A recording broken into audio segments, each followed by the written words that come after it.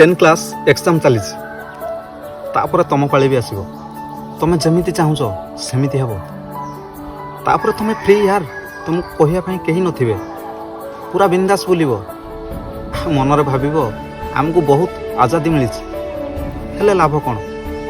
ନା ଆଉ ସେ ଦୋସ୍ତି ଥିବ, ନା ଆଉ ସେ ସ୍କୁଲ।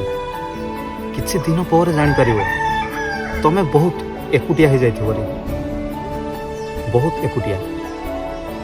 ସବୁବେଳେ ପାଖରେ ବସୁଥିବା ସାଙ୍ଗ ଆଉ କେବେ ଦେଖା ହେବନି ରେ। କିଏ ଜାଣେ କିଏ କେଉଁଠି ରହିବ? ସବୁବେଳେ ନିଜ ଭିତରେ ହେଉଥିବା ଝଗଡ଼ା ଆଉ କେବେ ହେବନି ରେ। ଆରେ ଏଇ ସ୍କୁଲ ଆଉ ଏଇ ଝଗଡ଼ା, ଏଇଟା ତ ଗୋଟେ ବନ୍ଧୁତାର ଶେଷ ଠିକଣା, ଯେଉଁଟାକି ସବୁଦିନ ପାଇଁ ସ୍କୁଲରୁ ବାହାରିବା ପରେ ବି ମନେ ପକାଇବ।